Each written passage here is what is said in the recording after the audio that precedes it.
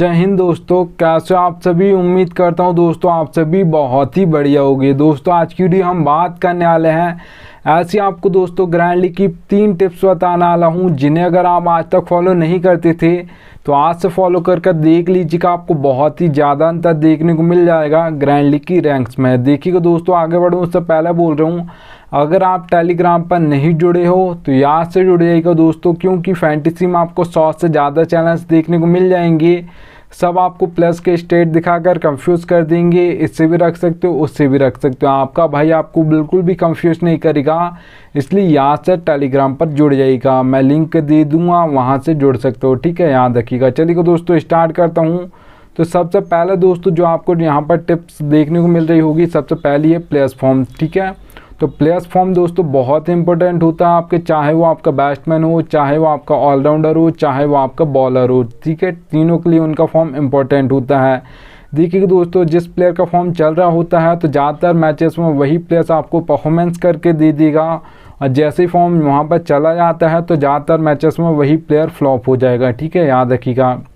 Example के लिए दोस्तों आप सभी को मैं बता दूं, आप सभी को पता होगा विराट कोहली का आईपीएल 2022 बहुत ही बेकार गया था अगर आप कंपैरिजन करोगे आईपीएल 2023 से, तो ठीक है, याद रखिएगा। तो आईपीएल 2023 बहुत अच्छा गया था विराट कोहली का।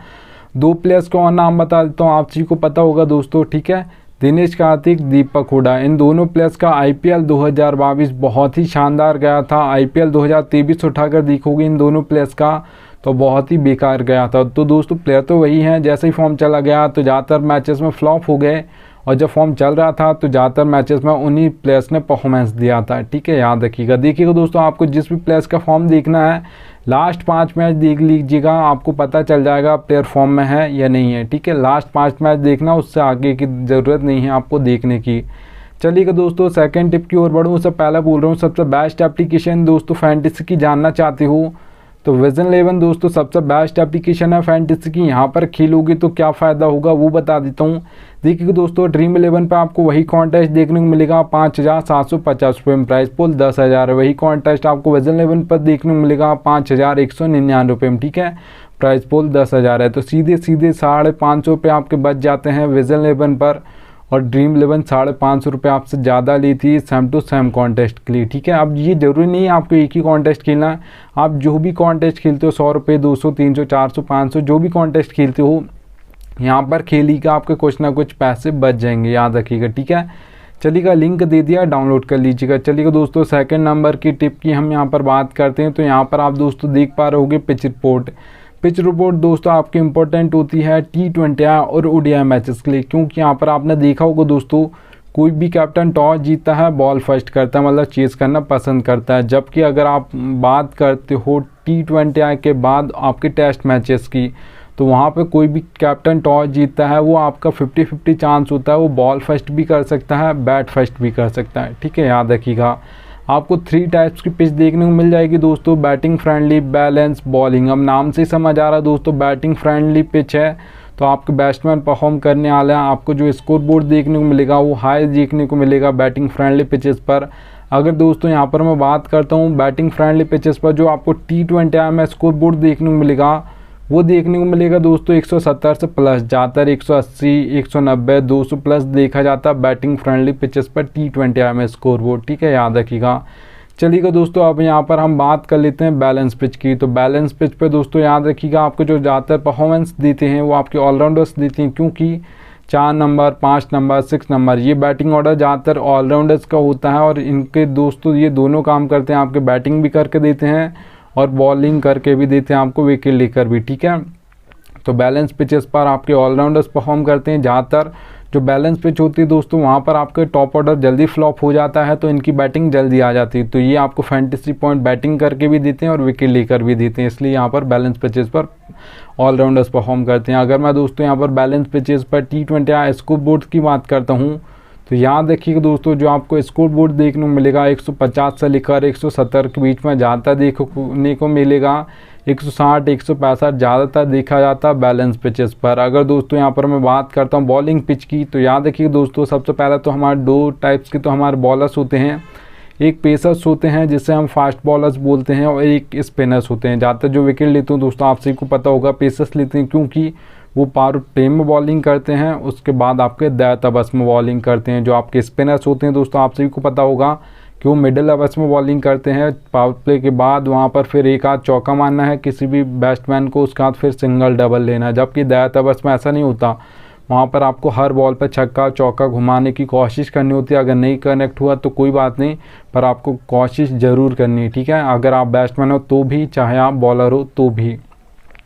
तो याद रखिएगा दोस्तों, जो सबसे ज़्यादा हैट्रिक्स भी ली जाती हैं वो बॉलिंग पिचेस पर सबसे ज़्यादा दाएं अवर्स में ही ली जाती हैं। कोई भी जो विकेट लेता है ज़्यादातर पेसर्स ही लेते हैं, क्योंकि वो दाएं में बॉलिंग कर रहे हैं और वहीं पर एक एक ओवर में 2-2 3-3 विकेट गिर जाते हैं बॉलिंग पिचेस पर दाएं अवर्स में। और याद रखिएगा दोस्तों, जो आपको बॉलिंग पिचेज पर T20 में स्कोर बोर्ड देखने को मिलेगा दोस्तों, वो याद रखिएगा 130 से लेकर 150 के बीच में ज़्यादातर देखने को मिलता है। 140 145 ज़्यादातर देखा जाता है बॉलिंग पिचेस पर, ठीक है, याद रखिएगा। चलिएगा दोस्तों, थर्ड नंबर की टिप की हम यहाँ पर बात कर लेते हैं। तो यहाँ पर आप दोस्तों देख पा रहोगे बैटिंग ऑर्डर। बैटिंग ऑर्डर दोस्तों आप सभी को पता होना चाहिए एक एक प्लेयर का कौन किस नंबर पर बैटिंग करने आ गया, क्योंकि यहाँ पर आप सभी को पता होगा दोस्तों, जैसे मैंने सोच कर रखा कि ये 3 नंबर पर दिखा रहा तो ये 3 नंबर पर आएगा, पर वो 4 पर आएगा। तो फिर मैं चाहूँगा ये जल्दी आउट हो कि मेरा बैट्समैन आए, फिर वो मुझे फैंटेसी पॉइंट देना शुरू करेगा, ठीक है। तो आपको बैटिंग ऑर्डर पता होना चाहिए। फैंटेसी में दोस्तों आप कोई भी नहीं बताएगा आपको एक एक प्लेयर का बैटिंग ऑर्डर कौन किस नंबर पर बैटिंग करने आएगा। चलो मैं मान भी लेता हूँ आप लाइनअप से ये पता भी कर लोगे बैटिंग ऑर्डर किस नंबर पर ये आने वाला बैटिंग करने, ठीक है। तो फिर आप ये पता कर भी सकते हो, पर याद रखिएगा ये आपको फैंटेसी में कोई भी नहीं बताएगा कौन पावर प्ले में बॉलिंग करेगा, कौन मिडिल ओवर्स में बॉलिंग करेगा, कौन दाएं ओवर्स में करेगा। आपका भाई आपको एक एक प्लेयर्स का बताता है, इसलिए यहाँ से टेलीग्राम पर जुड़ जाइएगा, ठीक है। देखिएगा मैं आपको क्या समझाऊंगा वो आपको समझा देता हूँ। देखिएगा दोस्तों, आप देख पा रहोगे 4 सेक्शन आपको सभी एप्लीकेशन पर देखने को मिलते हैं, wicket keeper, batsman, all rounder, bowler, ठीक है। अब यहाँ पर क्या समझाऊंगा वो आपको समझा देता हूँ। आप देख पा रहोगे रोहित शर्मा के सामने 2 नंबर लिखा है, विराट कोहली के सामने 3 नंबर लिखा है, हार्दिक पांड्या के सामने 5 नंबर लिखा। तो ये ऐसे नंबर से आपको बैटिंग ऑर्डर बता दूंगा, ठीक है। अब कौन कहाँ पर बॉलिंग करेगा वो क्या समझाऊंगा। तो आप देख पा रहोगे हार्दिक पांड्या के सामने O/M लिखा है, ठीक है। तो O का मतलब दोस्तों ओपनिंग ओवर बोल सकते हो या पावर प्ले बोल सकते हो, O का मतलब, ठीक है। और M का मतलब दोस्तों यहाँ पर आप बोल सकते हो मिडिल ओवर्स, ठीक है। और D जो आपको दिख रहा है भुवनेश्वर कुमार के सामने, D का मतलब दोस्तों दाएं ओवर्स। तो ज़्यादातर जो विकेट लेते हैं आप सभी को अब मैं कैसे समझाऊंगा वो बता रहा हूँ, ठीक है।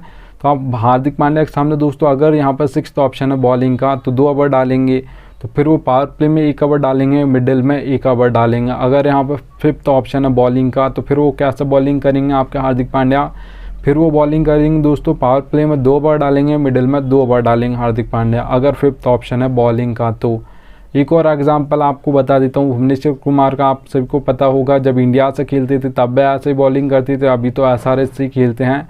तो O/D लिखा दोस्तों, ओपनिंग में 2 ओवर डालेंगे, डेथ में 2 ओवर डालेंगे। हाँ, जो आपके भुवनेश्वर कुमार हैं दोस्तों, जब इंडिया से भी खेलते थे तब भी ऐसे ही बॉलिंग करते थे, 2 ओवर पावर प्ले में डालते थे, मतलब ओपनिंग ओवर्स में, उसका डेथ ओवर्स में।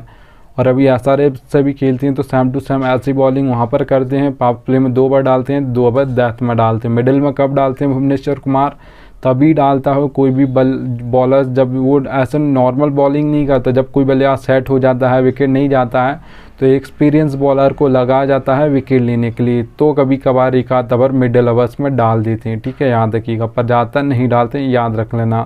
तो एक एक प्लेयर का बैटिंग ऑर्डर बताऊंगा, एक एक प्लेयर का आपको बॉलिंग ऑर्डर बताऊंगा, कौन कहाँ पर बॉलिंग करेगा, कौन पावर प्ले में, कौन मिडिल ओवर्स में, कौन डेथ ओवर्स में, और कितने ओवर डालेगा वो भी बताऊंगा, ठीक है। तो यहाँ से टेलीग्राम पर जुड़ जाइएगा।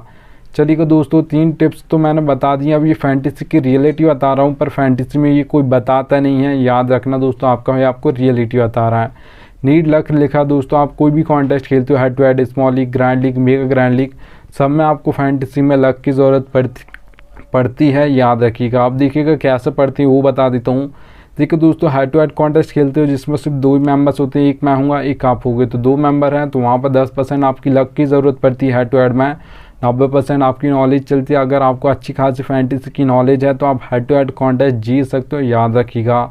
अगर दोस्तों यहाँ पर मैं स्मॉल लीग कॉन्टेस्ट की बात करता हूँ जिसमें 3 से 4 मेंबर होते हैं, अब याद रखिएगा दोस्तों और भी मेंबर्स होते हैं, पर ज़्यादातर 3 से 4 मेंबर कॉन्टेस्ट को आप स्मॉल लीग बोलते हो। तो अब मेंबर्स बढ़ गए हैं तो दोस्तों 10% 20% आपका लक परसेंटेज हो जाएगा, 80% यहाँ पर आपकी नॉलेज चलेगी। आपको अच्छी खासी नॉलेज है फैंटेसी की तो आप स्मॉल लीग कॉन्टेस्ट भी जीत जाओगे, याद रखना, ठीक है। अब दोस्तों ग्रैंड लीग और मेगा ग्रैंड लीग की अगर मैं यहाँ पर बात करता हूँ तो याद रखिएगा दोस्तों 50-50 चांस होता है। 50% आपको अपना देना है, 50% जिस दिन आपका लक बेस्ट देगा उसी दिन आपकी grand league mega grand league में फर्स्ट रैंक आएगी, नहीं तो नहीं आएगी, याद रखिएगा। अब दोस्तों अगर आप ये सोच रहे हो कि 100% लक चलता है तो ऐसा नहीं होता है। आपने देखा होगा दोस्तों जितने मैचेस होते हैं ज़्यादातर ऐसे मैचेस होते हैं जिसमें जो टीम फर्स्ट आती है 1 आएगी, 2 आएगी, 3 आएगी, 4 आएगी या 5 आएगी या 6 आएगी, इन नंबर्स की टीम ज़्यादातर फर्स्ट आती है। बहुत ही कम ऐसे मैचेस होते हैं जिसमें 15, 16, 17, 18, 19 नंबर, 20 नंबर की टीम फर्स्ट आ जाए। तो आपको ज़्यादा टीम भी नहीं बनानी, 5 से 6 टीम बनानी, सोच समझ कर बनानी। आपको अपना बेस्ट देना है, जिस दिन आपका लक भी बेस्ट देगा उसी दिन आपकी grand league mega grand league में फर्स्ट रैंक आ जाएगी, नहीं तो नहीं आएगी, याद रखिएगा। चलिएगा दोस्तों यहाँ पर चलिएगा मैं आगे चलता हूँ। तो यहाँ पर आप थैंक्स एंड डी एंड देख पा रहोगे। अब मिलता हूँ आप सभी से दोस्तों नेक्स्ट वीडियो में, तब तक के लिए जय हिंद।